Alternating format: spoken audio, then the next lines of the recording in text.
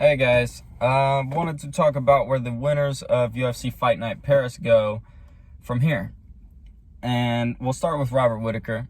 Whittaker beat Vettori by decision the other night, and he's in a very tough situation. He's fought the champ twice, beaten everybody worth mentioning at the top of the middleweight division, aside from Paulo Costa and Alex Pereira.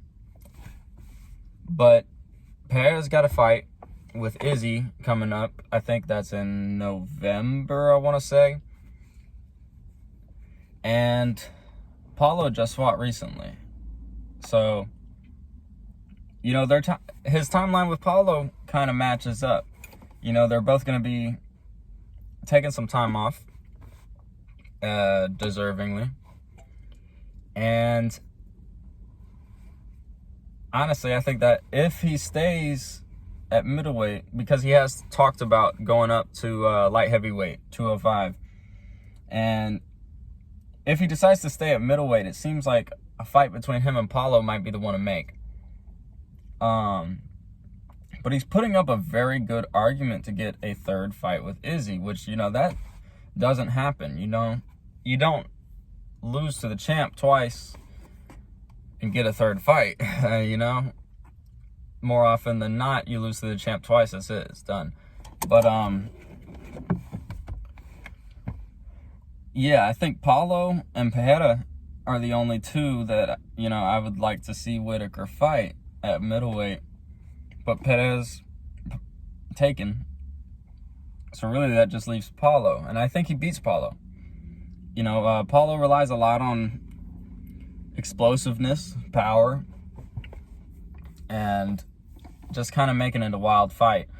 Whittaker's much more calculated than that, much more technical than that. He's has a lot more fight IQ, I think, than Paulo does.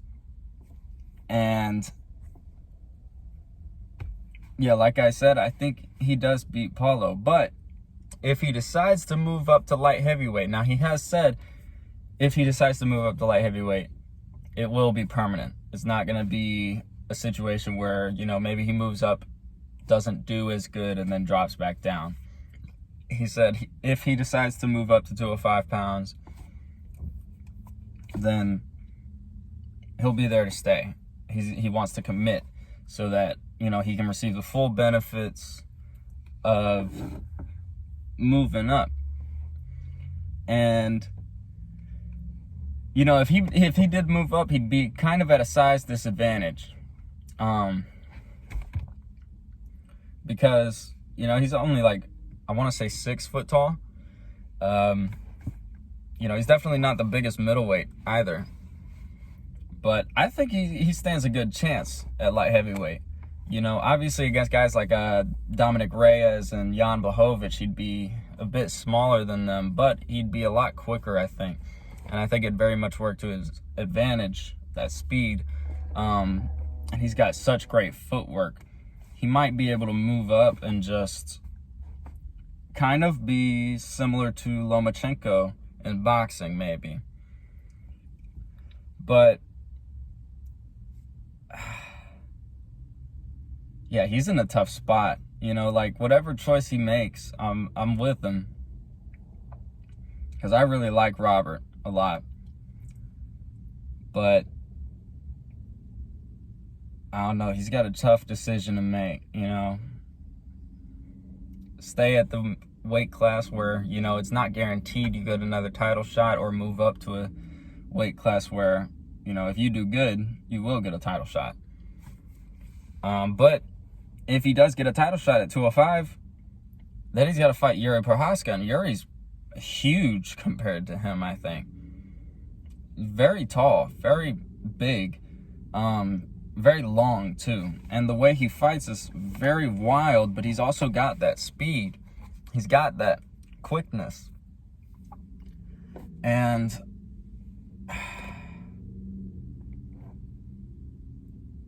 I don't know. It looks like it'd be a tough fight if he were to get a title shot against Yuri. It'd be a really tough fight for Rob. But I could see Rob possibly making it a very close fight too. Me personally, I think I'd like to see him fight Paulo, because I do think he beats Paulo. So now I guess we'll move on to Cyril Gane, which, you know, if you haven't seen my last video, I talk about how he won. I'm pretty upset about it because of the way he won. If you don't know, he cheated. Intentional or not, he still cheated. If you haven't seen my last video, go ahead and watch it. I'll talk more about it because I'm not going to get into it.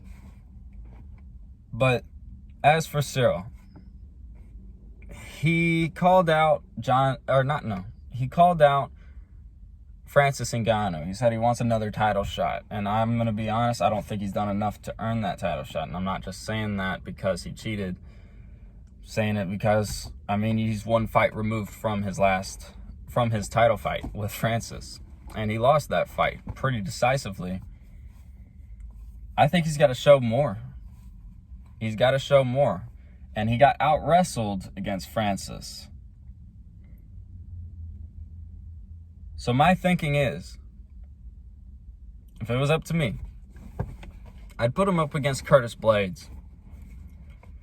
Because he's beaten most of the guys at heavyweight in the top 5. Curtis, I think, is ranked number 4, I want to say. And Curtis is so good. I mean, he's getting a lot better at the striking department. And he's already amazing in the wrestling department. You know, he gets a lot of takedowns. I think I want to say he has a record in the UFC for like a bunch of takedowns in a certain amount of time or something like that. I think Curtis really tests Cyril though, because at the moment, Cyril's getting fed guys who are strikers mainly.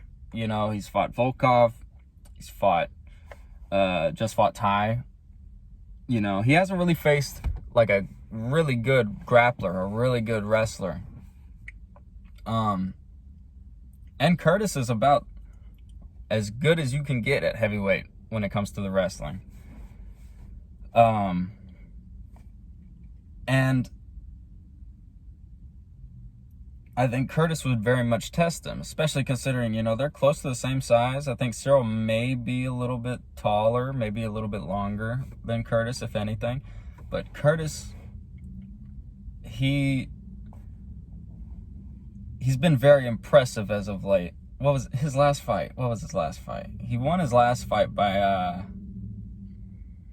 TKO, I want to say, which surprised a lot of people. A lot of people thought that he would come out, just go for a takedown, grind away for a decision. That's not what happened, though.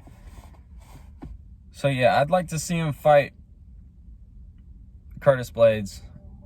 Cyril Gane versus Curtis Blades. That's the fight that I would make. Unless Jon Jones really is coming back. Now, according to Dana White, John's ready. According to Dana, Jon is ready. And if Jon is ready, I could see him being given a fight with Cyril too. And I'm going to be honest, I think Jon dominates Cyril. Like, there's levels to this. Cyril only started training, 4 or 5 years ago? Something like that. Jon's been at this for like 2 decades or something. And Jon is about as good as you can get, period. While I don't believe Jon is going to come back, at least not yet. You know, Jon's kind of been in a situation, he's been out for 2 years. He's made me, you know, to the point, you know, like, I'll believe you're coming back when I see it. Because you said you'd take 6 months to move up to heavyweight, and it's been 2 years since then. Almost 2.5 probably at this point. And within that time, he could have, without a doubt, solidified his argument for being the greatest of all time. Definitely could have. But he wants to fight Francis. And then his second option was he wanted to fight Stipe. But if I'm John, I'm looking at Cyril. Because right now, Cyril seems to have all the hype, all the support behind him from not only the UFC, but a lot of the fans. So if I was John, I'd be looking at that like, yeah, I'm about to shut that hype train down. I'm about to take all his hype, bring it over to my side. And if he beats Cyril, I think that's an immediate title shot guarantee for John. Maybe not for Curtis. If the Curtis-Cyril fight happens, Curtis might have to fight another guy because he's already fought Francis twice, lost to Francis twice. But the first fight he lost by doctor stoppage, which I think probably makes his reasoning for fighting Francis a third time probably a lot stronger. So, yeah, if I was Dana, I'd be looking to make a fight between either Cyril and Curtis or Cyril and John. Because either one of those fights would be really big. Either one of them would be entertaining. And the fans have been clamoring for Jon Jones to come back. So why not give him Jon Jones? But yeah, I guess that's all I can really think of as for where Cyril goes. So I'll leave the video at that. But yeah, hit like, subscribe, and all that.